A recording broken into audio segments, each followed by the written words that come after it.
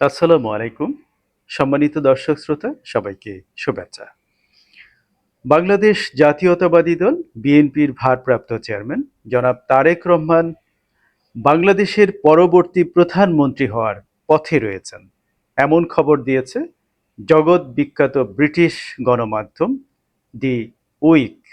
পত্রিকাটি তাদের চলতি সংখ্যায় জনাব তারেক রহমানকে নিয়ে কভার স্টোরি করেছেন। সেখানে তারা তারেক রহমানের নির্বাসিত জীবনের রাজনৈতিক নেতৃত্বের সাফল্যের গল্পগাথা তুলে ধরেছেন। পাশাপাশি তার জন্য তার ফেরার অপেক্ষায় ঢাকায় উত্তেজনা বিরাজ করছে সে কথা বলা হয়েছে এবং আগামী নির্বাচনে আহ, দলের প্রধান মুখ হিসেবে তারেক রহমান আবির্ভূত হতে চলেছেন সে কথা বলা হয়েছে। তার মমতাময়ী মা, গণতান্ত্রিক আন্দোলনের কিংবদন্তি নেত্রী এবং সাবেক সফল প্রধানমন্ত্রী বিএনপি চেয়ারপারসন বেগম খালেদা জিয়ার বরাতে সে কথা বলা হয়েছে। সম্মানিত দর্শক শ্রোতা, খবরটির উল্লেখযোগ্য কিছু অংশ আপনাদেরকে পড়ে শোনাতে চাই। ডেস্টিনি চাইল্ড অর্থাৎ নিয়তির সন্তান শিরোনামে খবরটিতে বলা হয়েছে, বাংলাদেশে পরিবর্তন তারেক রহমানকে একটি সুযোগ এনে দিয়েছে। আওয়ামী লীগ সরকার কর্তৃক বিএনপি ভাঙার চেষ্টার বিপরীতে তারেক রহমানের নেতৃত্বেই দল ঐক্যবদ্ধ রয়েছে এবং তারেক রহমান পরবর্তী প্রধানমন্ত্রী হওয়ার পথে রয়েছেন। কারণ দিন দিন তার জনপ্রিয়তা বাড়ছে। ৫৭ বছর বয়সী তারেক এখন তার মায়ের পদাঙ্ক অনুসরণ করছেন, কারণ বাংলাদেশ গণতান্ত্রিক প্রক্রিয়া পুনরায় শুরু করার চেষ্টা করছে। আওয়ামী লীগ সরকারকে সরিয়ে দেওয়ার পর বিএনপি দেশের সবচেয়ে বড় রাজনৈতিক শক্তি হিসেবে আবির্ভূত হয়েছে। ঢাকায় তারেক রহমানের প্রত্যাবর্তন নিয়ে ব্যাপক উত্তেজনা বিরাজ করছে। তিনি বর্তমানে লন্ডনে অবস্থান করছেন তারেক রহমানের জন্য, যিনি ভার্চুয়ালি দলীয় নেতাকর্মীদের উদ্দেশ্যে বক্তব্য রাখছেন। ঢাকায় নামার পর তার জীবনে পূর্ণ চক্র সম্পূর্ণ হবে। খালেদা জিয়া আশা করছেন তারেকই আসন্ন নির্বাচনে দলের মুখ হিসেবে আবির্ভূত হবেন। সম্মানিত দর্শক শ্রোতা, আপনারা স্মরণ করতে পারেন আমি এর পূর্বে একাধিকবার এ বিষয়ে কথা বলেছি। আমি বলেছিলাম যে বর্তমান রাজনৈতিক বাস্তবতায় বিএনপির যে সাংগঠনিক অবস্থা,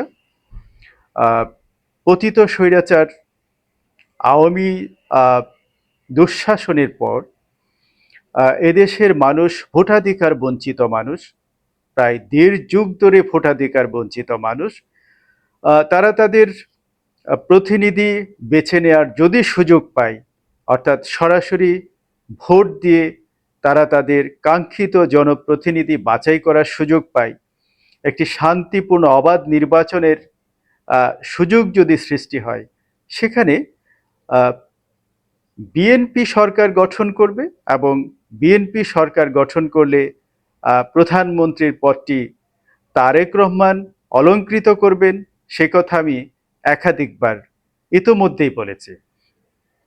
তো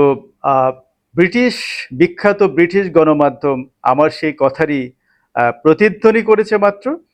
তো আমি মনে করি ব্রিটিশ গণমাধ্যম, জগৎ বিখ্যাত গণমাধ্যমটি বিএনপি তথা তারেক রহমানকে নিয়ে যে সত্য উচ্চারণ করেছেন, আমি আশা করি আগামী দিনে বিশ্বের অন্যান্য গণমাধ্যমেও সেই ধারাবাহিকতা অব্যাহত থাকবে। তবে সবচেয়ে উল্লেখযোগ্য যে বিষয়টি, সম্মানিত দর্শক শ্রোতা, যেটা গণতন্ত্রকামী মানুষের জন্য অত্যন্ত সুখবর, সেটা হলো তারেক রহমান ফেরার প্রস্তুতি নিচ্ছেন এবং আগামী নির্বাচনে তিনি নেতৃত্ব দেবেন। বেগম খালেদা জিয়া কিন্তু সে কথা বলেছেন। সুতরাং বুঝতেই পাচ্ছেন তারেক রহমান সহসাই ফিরছেন। তবে একথাও সত্যি, আপনারা জেনে থাকবেন যে তার মমতাময়ী মা বেগম খালেদা জিয়া এখন তার বাসায় অবস্থান করছেন। তিনি দীর্ঘকাল তিনি অসুস্থ ছিলেন। পতিত স্বৈরাচার শেখ হাসিনার প্রতিহিংসার শিকার হয়ে তিনি প্রিয়জনের সান্নিধ্য থেকে বঞ্চিত ছিলেন প্রায় ৭-৮ বছর। তো দীর্ঘ সময় পর আহ, তারেক রহমান মাকে কাছে পেয়েছেন, তার সান্নিধ্য পেয়েছেন। ফলে তিনি, আপনারা স্মরণ করতে পারেন, গত ফেব্রুয়ারিতে আমেরিকার ন্যাশনাল প্রেয়ার ব্রেকফাস্টেও তিনি যাননি মাকে ছেড়ে, কারণ মায়ের সান্নিধ্য তিনি কোনোভাবেই মিস করতে চান না। ফলে তিনি তার একমাত্র কন্যা জাইমা রহমানকে সেখানে পাঠিয়েছিলেন। আমার কাছে যে তথ্য রয়েছে, জনাব তারেক রহমান মায়ের জন্য দিনের প্রায় 90 থেকে 95% সময় মায়ের পেছনে ব্যয় করছেন, শুশ্রূষা করছেন, মায়ের যত্নার্তি করছেন। সন্তান হিসেবে তার মনের গভীরে মায়ের জন্য যে অকৃত্রিম ভালোবাসা লুকিয়ে রয়েছে, তিনি সেটা উজাড় করে দিচ্ছেন। মায়ের সান্নিধ্য তিনি প্রাণ ভরে উপভোগ করছেন, যেটা থেকে তিনি দীর্ঘকাল বঞ্চিত ছিলেন। আপনারা জানেন, পতিত স্বৈরাচার, প্রতিহিংসা পরায়ণ শেখ হাসিনার ফলে এই তারেক রহমান এবং বেগম খালেদা জিয়ার জীবন একাধিকবার জীবন মৃত্যুর সন্ধিক্ষণে তারা ছিলেন। ফলে এরকম একটি প্রেক্ষাপটে এখন তিনি আসার জন্য অধীর আগ্রহে অপেক্ষা করছেন, আপনাদের সান্নিধ্যে আসার জন্য। কিন্তু এই বাধাটি নিশ্চয়ই আপনাদের বিবেচনায় নিতে হবে। তো সম্মানিত দর্শক শ্রোতা, আমি ব্যক্তিগতভাবে অত্যন্ত উদ্বেলিত, উচ্ছ্বাসিত যে তারেক রহমান তার সত্যিকার অর্থেই তার প্রতি এদেশের মানুষের যে কৃত্রিম ভালোবাসা এবং দরদ লুকিয়ে আছে, এদেশের লক্ষ কোটি মানুষ কিন্তু তারেক রহমানের জন্য অপেক্ষা করছেন, এবং তিনি সরাসরি এসে গণতন্ত্র তথা একটি নির্বাচনের জন্য তিনি সরাসরি সামনে থেকে নেতৃত্ব দিবেন এবং সকল ষড়যন্ত্র ছিন্ন করে তিনি এদেশের লক্ষ কোটি মানুষের, ভোটাধিকার বঞ্চিত মানুষের সেই গণতান্ত্রিক অধিকার পুনঃপ্রতিষ্ঠিত করবেন। একটি স্বতঃস্ফূর্ত একটি নির্বাচন আয়োজনে তিনি তার ভূমিকা রাখবেন এবং সামনে থেকে তিনি তার দলের নেতৃত্ব দিবেন। আমি মনে করি এটি শুধু বিএনপি তথা জাতীয়তাবাদী শক্তির মানুষের জন্য নয়, গণতন্ত্রকামী প্রতিটি মানুষের জন্য এটি অত্যন্ত সুখবর।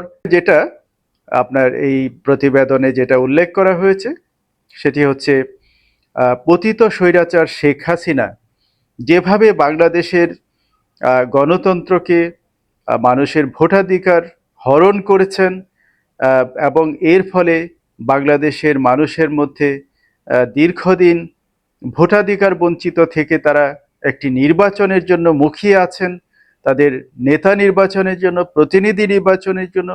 এবং গণতান্ত্রিক শাসন ব্যবস্থায় নির্বাচনের সত্যি কোনো বিকল্প হতে পারে না।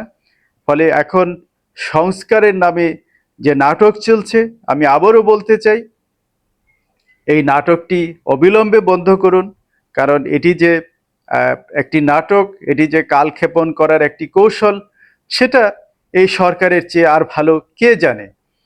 আমরা যারা সচেতন মানুষ হিসেবে সংবাদ বিশ্লেষণ করি, রাজনৈতিক সচেতন মানুষ হিসেবে যে কোনো মানুষই সরকারের এই চতুরতা, সরকারের এই কালক্ষেপণের যে কৌশল সংস্কারের নামে, সেটা কিন্তু কারো বুঝতে বাকি নেই।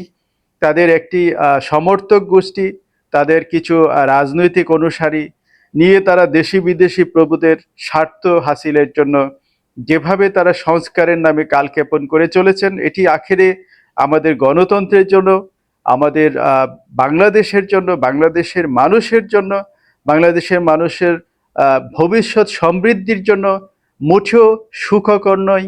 এই সত্য আপনারা দ্রুত উপলব্ধি করুন, এবং যত দ্রুত সেই সত্য আপনারা উপলব্ধি করবেন, ততই আপনার, আমার তথা সকলের মঙ্গল।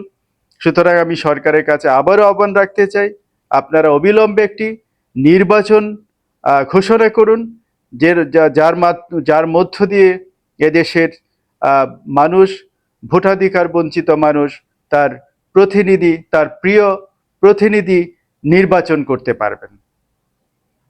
সম্মানিত দর্শক শ্রোতা, প্রশ্ন তুলুন, প্রশ্ন করুন সকল অন্যায়ের বিরুদ্ধে। আল্লাহ হাফেজ।